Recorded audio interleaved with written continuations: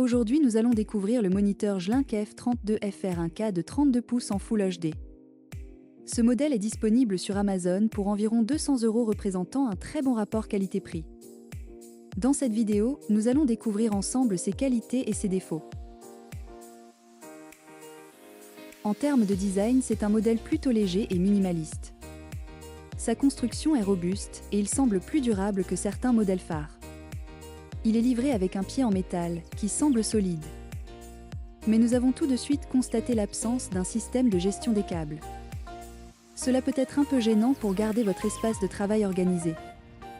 Outre cet aspect, vous pouvez seulement incliner le moniteur de 15 degrés en arrière et de 5 degrés en avant, ce qui n'est pas très idéal. En termes d'accessoires, il est très complet. Vous avez les câbles d'alimentation, un câble HDMI, un sac de vis et bien sûr, le manuel d'utilisation.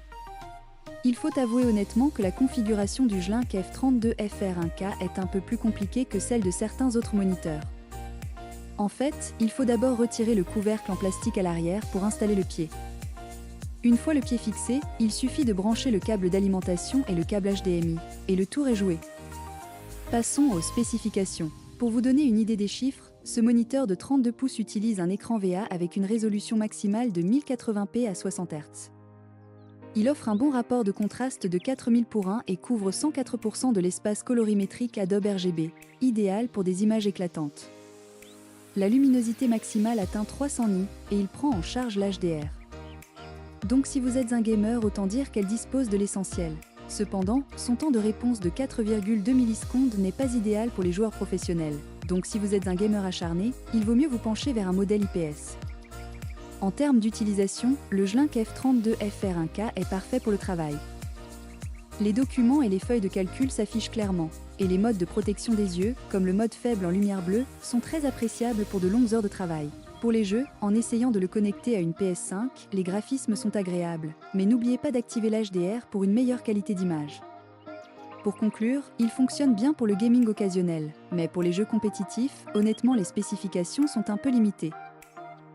Ses avantages sont donc son design léger et minimaliste, ses accessoires complets, sa couverture de 104% de l'espace colorimétrique et son mode faible en lumière bleue. Et ses inconvénients ?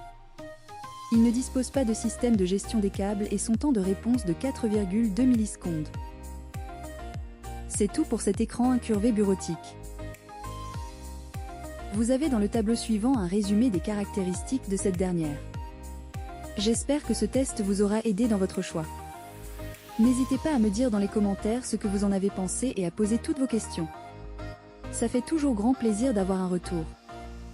Le lien du produit est dans la description juste en dessous et n'hésitez pas à vous abonner et faire sonner la petite cloche pour être informé de chaque nouvelle vidéo et on se retrouve très bientôt pour de nouvelles vidéos.